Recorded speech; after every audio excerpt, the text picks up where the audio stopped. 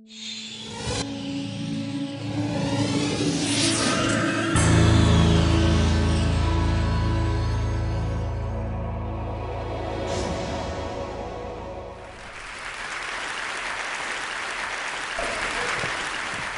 I'll start with this. A couple of years ago, an event planner called me because I was going to do a speaking event. And she called and she said, I'm really struggling with how to write about you on the little flyer. And I thought, well, what's the struggle? And she said, well, I saw you speak, and I'm going to call you a researcher, I think, but I'm afraid if I call you a researcher, no one will come because they'll think you're boring and irrelevant. And I was like, okay. And she said, but the thing I liked about your talk is, you're a storyteller, so I think what I'll do is just call you a storyteller. And of course, the academic, insecure part of me was like, you're going to call me a what? And she said, I'm going to call you a storyteller. And I was like, oh, why not Magic Pixie? I was like, let me think about this for a second. And so I tried to call deep on my courage, and I thought, I am a storyteller. I'm a qualitative researcher. I collect stories. That's what I do. And maybe stories are just data with a soul, and maybe I'm just a storyteller. So I said, you know what? Why don't you just say I'm a researcher storyteller? And she went, there's no such thing. So I'm a researcher or storyteller. And I'm going to talk to you today. We're talking about expanding perception. And so I want to talk to you and tell some stories about a piece of my research that fundamentally expanded my perception and really actually changed the way that I live and love and work and parent. And this is where my story starts. When I was a young researcher, doctoral student, my first year I had a research professor who said to us, here's the thing, if you cannot measure it, it does not exist. And I thought he was just sweet-talking me. I was like, really? And he's like, absolutely. So you have to understand that I have a bachelor's in social work, a master's in social work, and I was getting my PhD in social work. So my entire academic career was surrounded by people who kind of believed in the life's messy, love it, and I'm more the life's messy, clean it up, organize it, and put it into a bento box. And so to think that I had found my way, to found a career that takes me, really one of the big sayings in social work is lean into the discomfort of the work. And I'm like, knock discomfort upside the head and move it over and get all A's. That was my mantra. So I was very excited about this. And so I thought, you know what? This is the career for me because I am interested in some messy topics, but I want to be able to make them not messy. I want to understand them. I want to hack into these things that I know are important and lay the code out for everyone to see. So where I started was with connection, because by the time you're a social worker for 10 years, what you realize is that connection is why we're here. It's what gives purpose and meaning to our lives. This is what it's all about. It doesn't matter whether you talk to people who work in social justice and mental health and abuse and neglect. What we know is that connection, the ability to feel connected, is neurobiologically, that's how we're wired. It's why we're here. So I thought, you know what? I'm going to start with connection. Well, that situation where you get an evaluation from your boss and she tells you 37 things that you do really awesome and one thing that you can't, an opportunity for growth. And all you can think about is that opportunity for growth, right? Well, apparently this is the way my work went as well, because when you ask people about love, they tell you about heartbreak. When you ask people about belonging, they'll tell you their most excruciating experiences of being excluded. And when you ask people about connection, the stories they told me were about disconnection. So very quickly, really about 6 weeks into this research, I ran into this unnamed thing that absolutely unraveled connection in a way that I didn't understand or had never seen. And so I pulled back out of the research and thought, I need to figure out what this is. And it turned out to be shame. And shame is really easily understood as the fear of disconnection. Is there something about me that if other people know it or see it, that I won't be worthy of connection? The things I can tell you about it, it's universal. We all have it. The only people who don't experience shame have no capacity for human empathy or connection. No one wants to talk about it, and the less you talk about it, the more you have it. What underpinned this shame, this I'm not good enough, which we all know that feeling, I'm not blank enough, I'm not thin enough, rich enough, beautiful enough, smart enough, promoted enough. The thing that underpinned this was excruciating vulnerability. This idea of, in order for connection to happen, we have to allow ourselves to be seen, really seen. And you know how I feel about vulnerability. I hate vulnerability. And so I thought, this is my chance to beat it back with my measuring stick. I'm going in, I'm going to figure this stuff out, I'm going to spend a year, I'm going to totally deconstruct shame, I'm going to understand how vulnerability works, and I'm going to outsmart it. So I was ready, and I was really excited. As you know, it's not going to turn out well. You know this. So I could tell you a lot about shame, but I'd have to borrow everyone else's time. But here's what I can tell you that it boils down to. And this may be one of the most important things that I've ever learned in the decade of doing this research.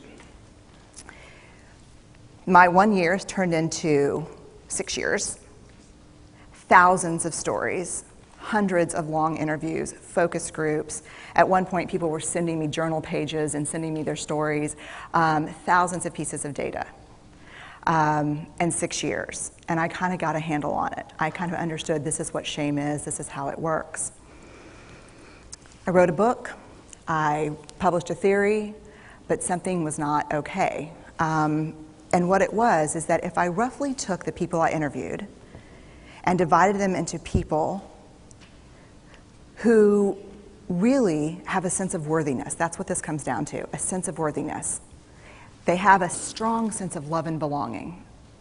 And folks who struggle for it, and folks who are always wondering if they're good enough. There was only one variable that separated the people who have a strong sense of love and belonging and the people who really struggle for it, and that was the people who have a strong sense of love and belonging believe they're worthy of love and belonging. That's it. They believe they're worthy. And to me, the hard part of the one thing that keeps us out of connection is our fear that we're not worthy of connection, was something that personally and professionally I felt like I needed to understand better. So what I did is I took all of the interviews where I saw worthiness, where I saw people living that way, and just looked at those. What do these people have in common? And I have a slight office supply addiction, but that's another talk. So I had a manila notebook, a manila folder, and I had a Sharpie, and I was like, what am I going to call this research? And the first words that came to my mind were wholehearted. These are kind of wholehearted people living from this deep sense of worthiness. So I wrote at the top of the manila folder, and I started looking at the data. In fact, I did it first in this in a 4-day, very intensive data analysis where I went back, pulled these interviews, pulled the stories, pulled the incidents. What's the theme? What's the pattern? My husband left town with the kids because I always go into this kind of Jackson Pollock crazy thing where I'm just like writing and going and kind of just in my researcher mode. And so here's what I found. What they had in common was a sense of courage. And I want to separate courage and bravery for you for a minute. Courage, the original definition of courage, when it first came into the English language, it's from the Latin word cur, meaning heart. And the original definition was to tell the story of who you are with your whole heart. And so these folks had, very simply, the courage to be imperfect. They had the compassion to be kind to themselves first and then to others, because as it turns out, we can't practice compassion with other people if we can't treat ourselves kindly. And the last was they had connection, and this was the hard part, as a result of authenticity. They were willing to let go of who they thought they should be in order to be who they were, which is, you have to absolutely do that for connection. The other thing that they had in common was this. They fully embraced vulnerability. They believed that what made them vulnerable made them beautiful. They didn't talk about vulnerability being comfortable, nor did they really talk about it being excruciating, as I had heard earlier in the shame interviewing. They just talked about it being necessary. They talked about the willingness to say, I love you first. The willingness to do something where there are no guarantees. The willingness to breathe through waiting for the doctor to call after your mammogram. The willing to invest in a relationship that may or may not work out. They thought this was fundamental. I personally thought it was betrayal. I could not believe I had pledged allegiance to research, where our job, the definition of research is to control and predict, to study phenomenon for the explicit reason to control and predict. And now my mission to control and predict had turned up the answer that the way to live is with vulnerability and to stop controlling and predicting. This led to a little breakdown, which actually looked more like this. And it did. It led to I call it a breakdown, my therapist calls it a spiritual awakening. Spiritual awakening sounds better than breakdown, but I assure you it was a breakdown. And I had to put my data away and go find a therapist. Let me tell you something. You know who you are when you call your friends and say, I think I need to see somebody. Do you have any recommendations? Because about 5 of my friends are like, woo, I wouldn't want to be your therapist. And I was like, what does that mean? And they're like, I'm just saying, don't bring your measuring stick. It's like, okay. So I found a therapist. My first meeting with her, Diana, I brought in my list of the way the wholehearted live. And I sat down, and she said, how are you? And I said, I'm great, I'm okay. And she said, what's going on? And I said, and this is a therapist who sees therapists, because we have to go to those because their BS meters are good. And so I said, here's the thing, I'm struggling. And she said, what's the struggle? And I said, well, I have a vulnerability issue, and and I know that vulnerability is kind of the core of shame and fear and our struggle for worthiness, but it appears that it's also the birthplace of joy, of creativity, of belonging, of love, and I think I have a problem, and I need some help. And I said, but here's the thing, no family stuff, no childhood shit, I just need some strategies.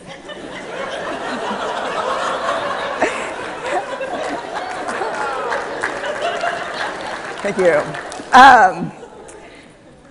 So she goes like this.